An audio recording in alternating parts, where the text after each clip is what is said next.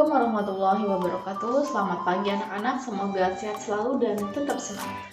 Alhamdulillah, pada hari ini kita bertemu lagi untuk belajar bersama tentunya pada mata pelajaran Pendidikan Agama Islam kelas 10. Baiklah, sebelum kita mulai pembelajaran hari ini, marilah kita bersama-sama mengawalinya dengan membaca lafaz basmalah. Bismillahirrahmanirrahim. Pada pertemuan kali ini kita akan membahas tentang reaksi kaum kafir Quraisy terhadap dakwah yang dilakukan Rasulullah, dan juga kita akan membahas tentang penyebab keberhasilan dakwah Rasulullah di kota Mekah. Saat dakwah yang dilakukan Rasulullah semakin berkembang pesat, hal ini membuat kaum kafir Quraisy merasa tidak senang. Apa sih yang menyebabkan kaum kafir Quraisy tidak menerima dakwah yang dilakukan Rasulullah? Penolakan tersebut dipicu karena adanya beberapa sebab, diantaranya adalah sebagai berikut. Yang pertama, Rasulullah mengajarkan tentang adanya persamaan hak dan kedudukan antar semua orang. Kaum kafir Quraisy, terutama para bangsawan, sangat keberatan dengan ajaran persamaan hak ini. Mereka mempertahankan tradisi hidup berkasta-kasta dalam masyarakat. Mereka ingin mempertahankan perbudakan, sedangkan ajaran Islam melarangnya. Yang kedua, Islam mengajarkan adanya kehidupan sesudah kematian, yakni adanya hari pembalasan di akhirat nanti. Sedangkan kaum kafir Quraisy menolak dengan keras ajaran Islam tersebut, yaitu tentang adanya kehidupan sesudah kematian. Yang ketiga adalah mereka merasa berat meninggalkan agama dan tradisi hidup bermasyarakat warisan leluhur atau nenek moyang mereka. Yang keempat, Islam melarang menyembah berhala, memperjualbelikan berhala, dan melarang penduduk Mekah dan luar Mekah berziarah memuja berhala. Padahal itu semua mendatangkan keuntungan di bidang ekonomi terhadap kaum kafir Quraisy, karena berhala merupakan salah satu mata pencaharian mereka. Oleh karena itu, kaum kafir Quraisy menentang dakwah yang dilakukan Rasulullah dan berusaha menghentikannya dengan berbagai upaya dan berbagai cara. Segala cara dilakukan kaum kafir Quraisy untuk menghentikan dakwah yang dilakukan Rasulullah, diantaranya adalah sebagai berikut. Segala cara dilakukan oleh kaum kafir Quraisy untuk menolak Rasulullah. Salah satunya yaitu dengan membujuk sang paman, yaitu Abu Thalib, yang sangat disegani dan melindungi Nabi Muhammad. Saat itu kaum kafir Quraisy memberikan dua pilihan kepada Abu Thalib. Yang pertama adalah agar meminta Rasul menghentikan dakwahnya. Yang kedua adalah agar menyerahkan Rasul kepada mereka untuk dibunuh. Ancaman tersebut membuat Abu Thalib meminta Rasul untuk menghentikan dakwahnya, karena Abu Thalib sangat menyayangi keponakannya itu. Akan tetapi Rasulullah menolak dengan mengatakan, "Demi Allah, saya tidak akan berhenti memperjuangkan amanat Allah ini, walaupun seluruh anggota keluarga dan saudara akan mengucilkan saya." Mendengar hal itu, Abu Thalib tidak bisa menahan rasa harunya. Ia pun berkata, "Teruskanlah, demi Allah aku akan terus membelamu." Berita ini pun sampai kepada telinga kaum kafir Quraisy, dan tanpa menunggu lama mereka langsung menyusun strategi selanjutnya, yaitu mereka mengutus Umarah bin Walid, seorang pemuda yang amat tampan, untuk ditukar dengan Rasulullah. Utusan ini langsung ditolak oleh Abu Thalib. Kaum kafir Quraisy tak kekurangan akal. Mereka langsung menemui sang Nabi dan merayunya dengan iming-iming harta, tahta, dan juga wanita. Apa yang terjadi? Kemudian Rasulullah langsung menolak tawaran tersebut. Lantaran hal ini juga ditolak, maka para pemimpin Quraisy melakukan intimidasi. Mereka melakukan penyiksaan terhadap pengikut Nabi yang masuk Islam, terutama para budak. Di antaranya adalah Bilal bin Rabah yang disiksa dan ditindih dengan batu besar yang diletakkan di tengah terik matahari sampai akhirnya ia dibebaskan oleh Abu Bakar.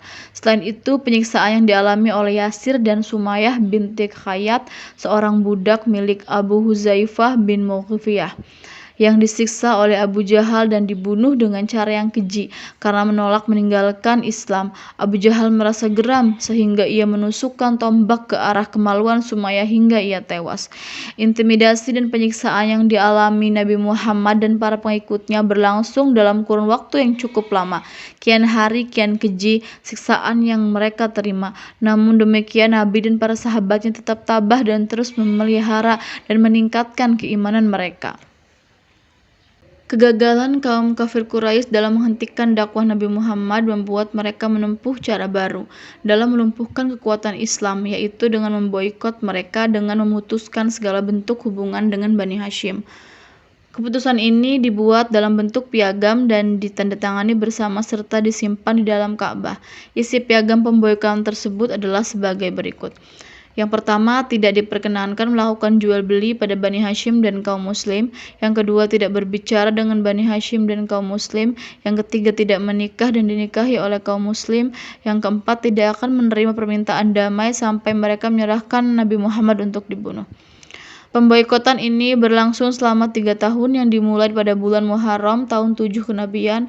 Dengan adanya pemboikotan ini, seluruh umat Islam terkepung di lembah pegunungan dan terputus dari berbagai komunikasi dengan dunia luar. Akibatnya, Bani Hashim menderita kelaparan, kemiskinan, dan juga kesengsaraan. Pemboikotan ini berakhir setelah beberapa pemimpin Quraisy menyadari bahwa tindakan yang mereka lakukan sangat keterlaluan. Orang yang pertama kali bergerak membatalkan perjanjian ini secara terang-terangan adalah Zuhair bin Umayyah. Dia datang kepada orang yang berkerumun di samping Ka'bah dan berkata, "Wahai penduduk Mekah, apakah kita bersenang-senang, makan, minum, sementara orang Bani Hashim dan Bani Muthalib kita biarkan binasa dan tidak bisa menjual dan membeli apa-apa? Demi Allah, aku tidak akan tinggal diam sebelum merobek naskah yang zalim itu." Kemudian 4 orang lainnya mengucapkan hal yang sama dan Mutham bin Adi bangkit lalu merobek naskah pemboikotan tersebut. Kemudian kelima orang tersebut datang kepada Bani Hashim dan Bani Muthalib lalu memerintahkan agar mereka kembali ke tempat masing-masing sebagaimana biasa. Dan berakhirlah pemboikotan tersebut. Dari hal tersebut dapat kita simpulkan ada beberapa hal yang dilakukan kaum kafir Quraisy untuk menolak dakwah Nabi Muhammad. Yang pertama adalah melakukan ancaman atau penekanan terhadap Abu Thalib selaku paman Nabi Muhammad. Yang kedua adalah berusaha melakukan barter atau menukar Nabi Muhammad dengan seorang pemuda yang gagah dan perkasa. Yang ketiga adalah melakukan intimidasi atau penyiksaan terhadap umat Islam. Yang keempat adalah merayu Nabi Muhammad SAW dengan harta, tahta, dan juga wanita. Dan yang terakhir, yang kelima adalah dengan melakukan pemboikotan. Selanjutnya, apa sih yang menjadi penyebab keberhasilan dakwah Rasulullah pada periode Mekah? Berikut adalah faktor-faktor yang menjadi atau penyebab keberhasilan dakwah Rasulullah pada periode Mekah. Ini dia. Berikut adalah 4 faktor yang menjadi pendukung keberhasilan dakwah Rasulullah pada periode Mekah. Yang pertama adalah konsistensi dalam berdakwah. Rasulullah SAW sangat berkonsisten dalam berdakwah. Beliau tidak pernah mundur selangkah pun untuk melaksanakan tugasnya dalam menyerukan ajaran tauhid meski berbagai rintangan menghadangnya. Yang kedua adalah keteladanan. Rasulullah SAW selalu berperilaku baik dan menjadi tauladan, tidak hanya sekedar teori semata, sehingga orang yang di sekelilingnya melihat langsung nilai kebenaran ajaran Islam dan hal itu menimbulkan ketertarikan masyarakat untuk memeluk Islam. Yang ketiga adalah strategi dakwah yang diterapkan. Salah satu kunci kesuksesan dakwah Rasul adalah dengan strategi yang dilakukan Rasul sendiri, yaitu dengan menggunakan 2 cara, yaitu secara sirriyah dan jahriyah. Strategi ini merupakan strategi yang sistematis dan terprogram serta penuh persiapan. Dan yang terakhir adalah sifat Rasul yang mendukung keberhasilan dakwah. Adapun sifat Rasul yang mendukung keberhasilan dakwah diantaranya pemberani, cerdas dan benar perkataannya, rendah hati, tawadu, serta memiliki keikhlasan dan kesabaran dalam berdakwah. Inilah faktor-faktor yang mendukung keberhasilan dakwah Rasulullah pada periode Mekah sehingga Islam dapat tersebar luaskan di berbagai belahan dunia bahkan hingga saat ini. Begitu panjang dan berlikunya jalan yang dilalui baginda kita Nabi Muhammad SAW demi agama Islam. Oleh karenanya, sebagai umatnya kita harus mengamalkan dan menjalankan ajaran atau syariat Islam dengan penuh kesungguhan dan keikhlasan. Baiklah anak-anak, demikianlah penjelasan atau materi kita pada hari ini. Semoga kalian dapat memahaminya.